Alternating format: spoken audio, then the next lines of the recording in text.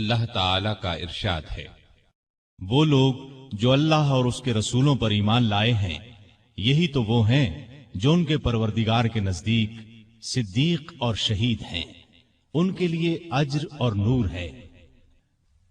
رسول اللہ صلی اللہ علیہ وسلم کا ارشاد ہے، اللہ تعالی نے عمر کے دل اور زبان پر حق جاری کر دیا ہے۔ وہ فاروق ہے جس کے ذریعے اللہ تعالی نے حق اور باطل کے درمیان فرق کیا۔ جماعت اصحاب روشن ستارے ہیں، آسمان پر موجود ستاروں کی روشنی کم و بیش ہے۔ یہی مثال صحابہ کرام رضی اللہ عنہم کی ہے، لیکن ہیں سبھی روشن۔ ان میں سب سے نمایاں، سب سے روشن اور سب سے تابناک بہرحال پہلے 4 صحابہ رضی اللہ عنہم ہی ہیں۔ یہی پہلے 4 اصحاب خلفائے راشدین ہیں۔ عشرہ مبشرہ میں بھی سب سے پہلے انہی کا نام ہے۔ آج ہم آپ کو انوکھی خصوصیات والے انسان کی کہانی سناتے ہیں۔ اللہ کے رسول صلی اللہ علیہ وسلم نے اپنے 10 صحابہ کا نام لے کر فرمایا تھا، میرے یہ 10 صحابہ جنتی ہیں۔ گویا انہیں دنیا ہی میں جنتی ہونے کی بشارت عطا ہوئی۔ ان میں سے ایک سیدنا عمر فاروق رضی اللہ عنہ ہیں۔ انبیاء کی جماعت کے بعد اور مسلمانوں کے پہلے خلیفہ راشد یار غار سیدنا ابو بکر کے بعد اس دنیا میں سب سے زیادہ فضیلت دوسرے خلیفہ راشد سیدنا عمر فاروق ہی کو حاصل ہے۔ نبی صلی اللہ علیہ وسلم نے ان کے بارے میں اس طرح دعا فرمائی تھی، اے اللہ اسلام کو عمر کے ذریعے سے قوت اور عزت دے۔ ان کے زمانے میں اسلامی حکومت 22 لاکھ مربع میل رقبے تک پھیل گئی۔ بعض موقعوں پر ان کی تائید میں آیات نازل ہوئیں۔ ان کی خلافت کا زمانہ بہترین اسلامی حکومت کا زمانہ تھا۔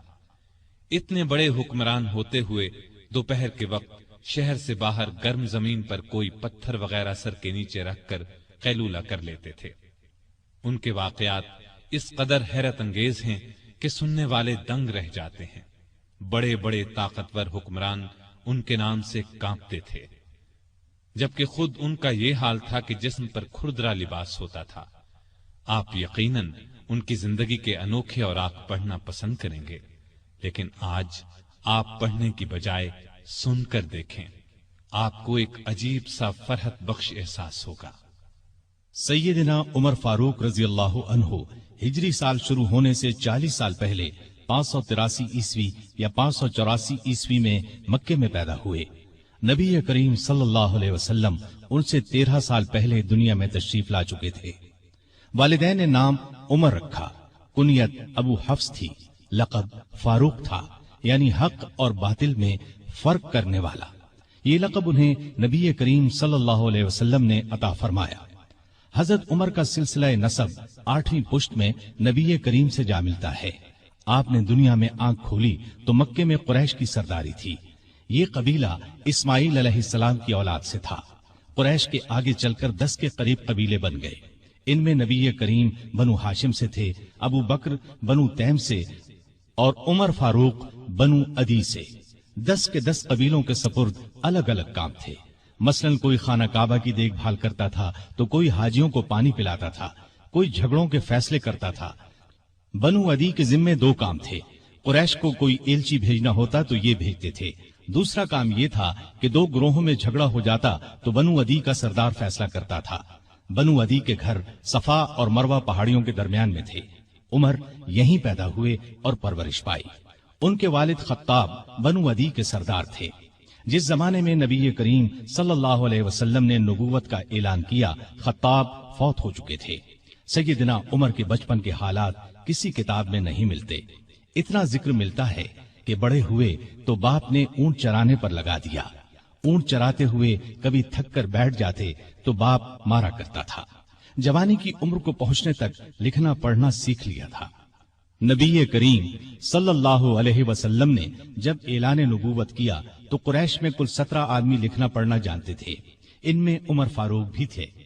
اس کے علاوہ انہوں نے سپاہگری، تیغ زنی اور گھڑ سواری میں کمال حاصل کیا۔ گھڑ سواری کا حال یہ تھا کہ اچھل کر گھوڑے پر بیٹھ جاتے۔ کشتی کا فن بھی سیکھا۔ اونچے قد کے طاقتور آدمی تھے، چوٹی کے کئی پہلوانوں سے مقابلے جیتے، شاعر نہیں تھے، اشعار پسند کرتے تھے، تقریر کرنے کا ڈھنگ بھی آتا تھا، مزاج میں غصہ اور سختی تھی، جوان ہونے پر تجارت کا پیشہ اختیار کیا۔ نبی کریم نے نبوت کا اعلان کیا تو ان کی عمر 27 سال تھی۔ اس وقت قریش میں بہت اونچی حیثیت کے مالک تھے، مکے کے معزز لوگوں میں شمار ہوتا تھا۔ ان کے بھائی زید بن خطاب، بہن فاطمہ بنت خطاب اور بہنوئی سعید بن زید نے جلد ہی اسلام قبول کر لیا، لیکن عمر اپنے باپ دادا کے مذہب پر سختی سے قائم رہے، ڈٹ کر اسلام کی مخالفت کی، مسلمان ہو جانے والوں کو مارتے پیٹتے تھے، مارتے پیٹتے 6 سال گزر گئے، لیکن عمر کسی ایک انسان کو بھی اسلام سے نہ پھیر سکے۔ اس دوران میں کچھ واقعات ایسے پیش آئے جن کی وجہ سے وہ سخت الجھن میں پڑ گئے، کبھی اسلام کی طرف مائل ہوتے، کبھی مسلمانوں کے خلاف نفرت محسوس کرتے۔ اس کی وجہ یہ تھی کہ رسول کریم صلی اللہ علیہ وسلم کے متعلق قریش کے کافروں نے مشہور کر رکھا تھا کہ وہ جادوگر ہیں۔ اس زمانے میں ایک روز انہوں نے رسول پاک صلی اللہ علیہ وسلم کو حرم شریف کے اندر نماز پڑھتے دیکھا تو وہ آپ کے پیچھے کھڑے ہو گئے۔ اس وقت آپ صلی اللہ علیہ وسلم قرآن پاک کی سورۃ الحاقہ کی بلند آواز میں تلاوت کر رہے تھے۔ اللہ کے کلام نے ان پر بہت اثر کیا، انہیں یقین ہو گیا کہ آپ نہ تو جادوگر ہیں اور نہ شاعر ہیں۔ دل میں اسلام کے لیے نرم گوشہ پیدا ہو گیا، لیکن باپ دادا کا مذہب چھوڑنے پر اب بھی تیار نہ ہوئے۔ قاسم بن عثمان کی روایت میں آیا ہے کہ ایک دن طبیعت نے جوش مارا، ارادہ کیا کہ جس ہستی کی وجہ سے وہ الجھن میں ہیں کیوں نہ انہیں ختم کر دیں۔ چنانچہ ننگی تلوار ہاتھ میں لے کر نکلے۔ راستے میں ایک مسلمان نعیم بن عبداللہ مل گئے۔ انہوں نے پوچھا، خیر تو ہے، ننگی تلوار لیے کہاں جا رہے ہیں؟ بولے، محمد کو قتل کرنے جا رہا ہوں۔ نعیم نے کہا کہ پہلے اپنے گھر کی خبر تو لیں، آپ کی بہن اور بہنوئی مسلمان ہو چکے ہیں۔ سیدنا عمر الٹے پاؤں بہنوئی کے گھر پہنچے۔ اس وقت ان کے بہنوئی سعید بن زید اور فاطمہ بنت خطاب کے گھر میں رسول اللہ صلی اللہ علیہ وسلم کے ایک صحابی خباب بن ارت بھی موجود تھے۔ خباب بن ارت انہیں قرآن سکھا رہے تھے۔ عمر نے دروازے پر دستک دی تو خباب گھر کے ایک حصے میں چھپ گئے۔ فاطمہ نے قرآن کے اوراق چھپا دیے، لیکن عمر تلاوت کی آواز سن چکے تھے۔ اندر پہنچ کر پوچھا، کیا پڑھ رہے تھے؟ مجھے معلوم ہوا ہے کہ تم مسلمان ہو چکے ہو، اپنے باپ دادا کے مذہب سے پھر گئے ہو۔ یہ کہہ کر انہوں نے دونوں کو مارنا پیٹنا شروع کر دیا۔ بہن کے سر پر ایک لکڑی ماری، ان کے سر سے خون بہ نکلا۔ اس وقت دونوں میاں بیوی کے منہ سے نکلا، ہاں اے عمر، ہم مسلمان ہو چکے ہیں، اللہ کے رسول پر ایمان لے آئے ہیں، تم سے جو ہو سکے کر لو، اسلام تو اب ہمارے دلوں سے نہیں نکل سکتا۔ عمر نے بہن کا خون دیکھا اور یہ الفاظ سنے تو غصہ ٹھنڈا ہو گیا۔ بولے، اچھا جو تم پڑھ رہے تھے مجھے دکھاؤ۔ بہن نے اوراق انہیں دے دیے، ان پر سورہ طٰہٰ لکھی تھی۔ انہوں نے اس کو پڑھا تو بے اختیار پکار اٹھے، واہ کتنا عمدہ اور اعلیٰ درجے کا کلام ہے۔ یہ سن کر خباب بن ارت بھی باہر نکل آئے اور بولے، اے عمر، مجھے امید ہے اللہ تعالیٰ نے اپنے نبی کی دعا کو پوری کرنے کے لیے آپ کو چن لیا ہے۔ میں نے کل ہی نبی صلی اللہ علیہ وسلم کو یہ دعا کرتے سنا ہے، الہی ابو جہل یا عمر بن خطاب کے ذریعے سے اسلام کو قوت عطا کر۔ پس اے عمر، اللہ کی طرف آؤ، اللہ کی طرف آؤ۔ یہ سن کر سیدنا عمر فاروق نے کہا، مجھے محمد کے پاس لے چلو۔ نبی صلی اللہ علیہ وسلم اس وقت دار ارقم میں تھے۔ عمر رضی اللہ عنہ خباب بن ارت کے ساتھ کمر سے تلوار لٹکائے وہاں پہنچے۔ دروازے پر دستک دی۔ ایک صحابی نے اندر سے ایک جھری میں سے جھانک کر آپ صلی اللہ علیہ وسلم کو بتایا، باہر عمر تلوار کمر سے لٹکائے کھڑے ہیں، نہ جانے کس ارادے سے آئے ہیں۔ آپ کے چچا سیدنا حمزہ رضی اللہ عنہ بھی اس وقت وہاں موجود تھے۔ یہ بہت بہادر تھے، فوراً بولے، انہیں اندر آنے دو، نیک ارادے سے آئے تو ٹھیک، ورنہ انہی کی تلوار سے ان کا سر اڑا دوں گا۔ رسول اللہ صلی اللہ علیہ وسلم نے بھی فرمایا، انہیں آنے دو۔ चुनाचे दरवाजा खोल दिया गया। उमर अंदर दाखिल हुए। आप सल्लल्लाहु अलैहि वसल्लम उठकर उनकी तरफ बढ़े। उनकी चादर को मुट्ठी में दबाकर जोर से खींचते हुए फरमाया, खत्ताब के बेटे, तुम किस इरादे से आए हो? सैयदना उमर रजी अल्लाह अन्हु ने अर्ज किया, ए अल्लाह के रसूल, मैं अल्लाह और उसके रसूल पर ईमान लाने के लिए हाजिर हुआ हूं। इस पर आप सल्लल्लाहु अलैहि वसल्लम ने जोर से अल्लाहु अकबर फरमाया। बाकी मुसलमानों ने भी अल्लाहु अकबर का नारा लगाया। अब उमर रजी अल्लाह अन्हु ने कलिमा पढ़ा, फिर बोले, ए अल्लाह के रसूल, क्या हम हक पर नहीं हैं? आपने फरमाया, उस जात की कसम जिसके कब्जे में मेरी जान है, तुम लोग हक पर हो। यह सुनकर सैयदना उमर फारूक ने अर्ज किया, जब हम हक पर हैं और काफिर गलत रास्ते पर, तो फिर अपना दीन क्यों छुपाएं? आपने फरमाया, ए उमर, अभी हमारी तादाद थोड़ी है और तुम देख रहे हो कि हम किन हालात से गुजर रहे हैं। सैयदना उमर ने यह सुनकर फरमाया, उस जात की कसम जिसने आपको नबी बनाकर भेजा है, मैं इस्लाम लाने से पहले जिन लोगों में उठता बैठता था, अब मुसलमान होकर उनके सामने जाऊंगा। इस पर तमाम मुसलमान दारे अरकम से 2 सफ़ें बनाकर निकले और काबे की तरफ रवाना हुए। एक सफ में उमर थे, दूसरी में हमजा। सब ने मस्जिद हराम में नमाज अदा की। कुरैश ने ये देखा तो तैश में आ गए। उस वक्त तो कुछ न कहा। जब उमर तन्हा नजर आए तो उन पर हमला कर दिया। उन्होंने भी डटकर मुकाबला किया। आखिर काफिर उन्हें छोड़कर चले गए। ये वाकया नबूवत के 6 साल पेश आया। ईमान लाने के बाद 6 साल तक मक्के में रहे। फिर दूसरे मुसलमानों के साथ मदीने की तरफ हिजरत की। ऐसे में कुफ्फार को मुखातिब होकर फरमाया, मैं आज मक्के से जा रहा हूँ, किसी में हिम्मत है तो मुझे रोक कर दिखाए। कोई आगे न आया। इस तरह आप कुबा पहुंचे। फिर नबी करीम सल्लल्लाहु अलैहि वसल्लम और अबू बकर हिजरत करके वहां तशरीफ लाए। मस्जिद कुबा की तामीर के बाद सब ने मदीने का रुख किया। हिजरत के वक्त सैयदना उमर फारूक की उम्र 40 साल के करीब थी। उसके बाद वो 23 बरस इस दुनिया में रहे। ये सारा जमाना मदीने में गुजारा। मस्जिद नबवी की तामीर में हिस्सा लिया। आप सल्लल्लाहु अलैहि वसल्लम ने मुहाजिरीन और अंसार में भाईचारा कराया तो इत्बान बिन मालिक को उनका भाई बनाया। उन्होंने अपना निस्फ मकान इन्हें दे दिया। अब्दुल्ला बिन जैद ने ख्वाब में आजान के अल्फाज सुने। उन्होंने ये अल्फाज नबी करीम सल्लल्लाहु अलैहि वसल्लम को सुनाए तो आप सल्लल्लाहु अलैहि वसल्लम ने सैयदना बिलाल को हुक्म दिया, अजान कहें। जो ही उन्होंने आजान शुरू की, सैयदना उमर फारूक अपनी चादर घसीटते हुए आए और बोले, ए अल्लाह के रसूल सल्लल्लाहु अलैहि वसल्लम, उस जात की कसम जिसने आपको नबी बनाकर भेजा है, मैंने भी बिल्कुल यही अल्फाज ख्वाब में सुने हैं। ये सुनकर आप बहुत खुश हुए।